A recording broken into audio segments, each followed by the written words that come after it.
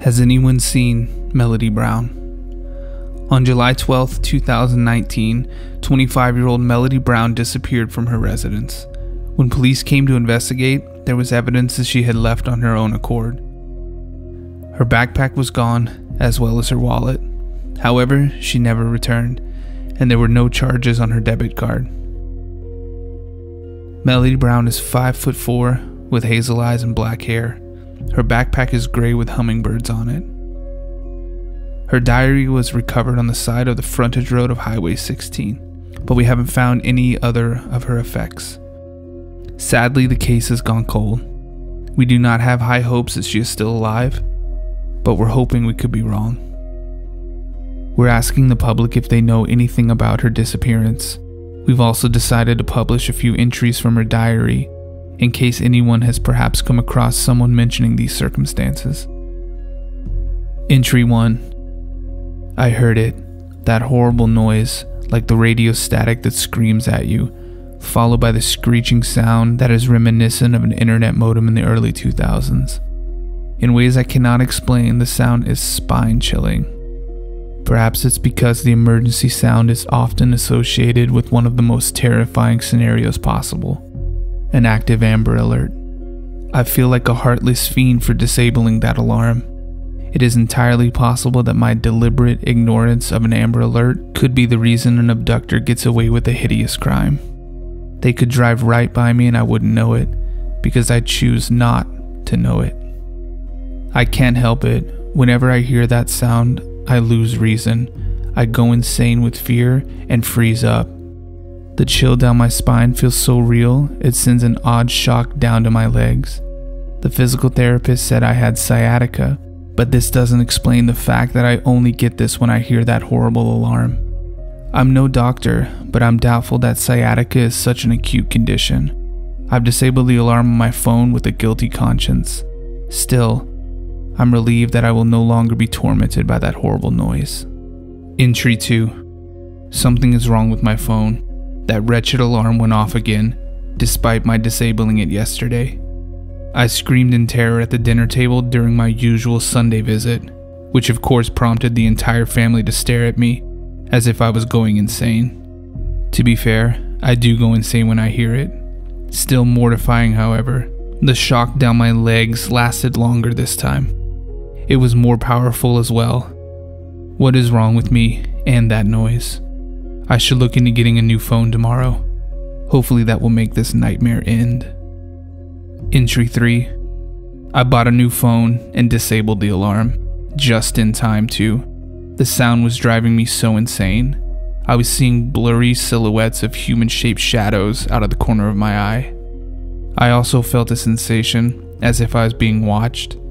I know this is just my imagination. Nobody could break into my house, even if they wanted to. Every door is double bolted with a chain as extra protection. There's a combination lock that has to be punched in to unlock the front door. This place is a fortress, courtesy of my paranoia. I know my exercises of caution unnerve the family. My mother keeps gently suggesting that I move back in with them, so that I have the reassurance of another person in the house. It's sweet that they care, but the last thing I want is to be that 25-year-old still living with their family. No judgment towards those in such a situation, but I know that others would judge me. I think I'll stay where I am, in my little fortress. Entry 4. The emergency alert sound went off again. I screamed and almost fainted. However, when I looked at my phone, the pop-up was blank. Tragically, I've officially lost the last marble rolling around in my brain. My phobia of this particular sound is beginning to warp my sense of reality, and now I'm hearing it when it's not really there. This is compounded by this eerie sensation of being watched. I now sleep with a knife and pepper spray under my pillow. I'm glad that I'm not dating anyone right now. They'd see all these as red flags and make a run for it. Maybe I should consider trying to see a psychiatrist again. I'm at the point where I should do damn near anything to end this madness. Entry 5. I saw the psychiatrist today, and I was prescribed an antipsychotic. However, when I took it, the noise got louder. The blank pop-up appeared on my screen as well. What is even happening right now? I'm doing everything right. I'm putting faith and logic over irrationality, seeing a psychiatrist, and locking up my house at night. And yet my efforts have been futile. Maybe I just need to give the meds more time to work. The psychiatrist said it could take a while for them to kick in. Entry 6. It's official. The meds don't work. I was hospitalized for 5 days while the doctors tried every medication they could think of. And still, I hear the noise. This mysterious case of sciatic becomes more painful and profound. That feeling of being watched intensifies, and those human-shaped shadows have a more distinct form. They're shadow people watching me, waiting for something, but I don't know what they want. I was eventually discharged from the hospital. When the psychiatrist signed the discharge papers, she had an apologetic smile. She knew that she could not help me, and it was possible that no one could, though she had the sense not to say that out loud. I don't need her to say it verbally, though. In my experience, the most powerful messages are said without words. Entry 7. I have given up hope. I have lost my sanity, and it will never come back. The Amber Alert still screams at me. These human-shaped shadows stand over my bed, lingering over me. I am terrorized by my own madness, 24/7. I grieve for my rational mind. Still, one should make the best of their situation. Lemonade out of lemon, silver lining, etc. Maybe I'll talk to these human-shaped shadows. They don't seem malicious towards me, I hope. Then again, these are hallucinations. They can't hurt me. They're just not real. Entry 8. I said hello to my new unwanted visitors. It was evening and twilight was upon us. I wanted to make friends with my own insanity before experiencing the terror of the human-shaped shadows in the dark. I told them my name, and it was nice to meet them. They remained silent for several frightening minutes, and then that horrific Amber Alert sound blared right into my ears. Needless to say, I did not take it well. I screamed in terror and cowered under my covers. My legs were practically going numb from the shock sensation in them. And then finally, I realized why I kept hearing this dreadful alarm. Those human-shaped shadows are screaming it at me. I don't know what to make of this. They've never tried to hurt me, but they still have no issue with psychologically tormenting me. Naturally, one would assume that this is out of malice. However, I have this gut feeling that there is more to this story and their intentions. I'll have to find out more tomorrow. I'm too tired to do such an investigation tonight. Entry 9. Just when I thought that this couldn't get any more frightening, the shadow people threw a horrifying wrench at me. They screamed the alarm at me, and when I turned my head, I saw a face staring at me. Sort of.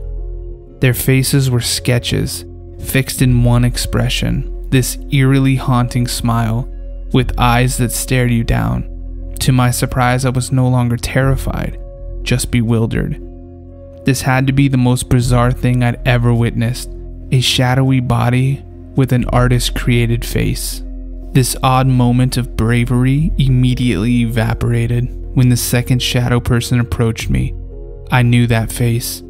It was the forensic sketch of an unidentified murder victim. Although I can't remember her name, I do remember that there were many documentaries about her, begging the public to call the hotline if they knew anything about her or the circumstances of her murder. Now she had appeared before me and was staring me down.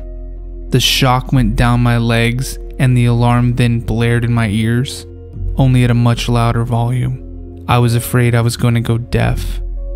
The face was so creepy. I turned my head to look away from her. When I did, another unidentified forensic victim was staring me down. That sciatica sensation mysteriously disappeared, but the alarm never stopped blaring in my ears. I realized that the cause of this constant torment was not a result of an unidentified mental illness. I'm being haunted by the ghosts of a bloodstained past. It was a small relief to know that I was not so insane to be untreatable. However, this tiny relief comes with a foreboding question lingering over it. What do they want from me? The final entry. After weeks of unexplained torment, everything has finally come together. Obviously, the human-shaped shadows are shadow people. In other words, they're poltergeists. However, their intentions are not necessarily malicious. The poltergeists are victims of evil, not actually evil themselves. Like I said in my previous entry, their faces are forensic sketches and images that are used to try to resolve unidentified remains. It took some time, but I finally figured out the assigned nicknames of one of the poltergeists that are visiting me. Wildflower Doe. Named as such because she was found in a patch of flowers on the side of the frontage road of Highway 16, aka the Highway of Tears. I also finally figured out their motives. They are pleading with me to solve their mystery, to give them a name and a final home to go to. That's why they keep screaming that alarm. It's the alert to their presence, while they make their request. The sciatica was their way of telling me to get off my lazy ass and help them. It seems that I'm the only one with the power to save them from their fate of irrelevance. Once I figured out their intentions, their story became much clearer to me. Glimpses of their death flash in my mind. I've never met these people, but I still very intimately know them. The shadows are voices of the lost that won't leave me alone. They need my help, and if I want to restore my peace of mind, I have to help them. This is a hostage situation, my sanity for their identification. I have no choice. I'll start with Wildflower Doe, since I know her name. This is extra convenient as I live closest to that area. Even more convenient, there are several active serial killers in that location. I can knock out several Jane Does with one stone. I'll pack up and take my leave tomorrow. I should probably tell my family where I'm going, but I know my mother would call a mental health officer to involuntarily commit me to an institution. I'm not worried about leaving in the night.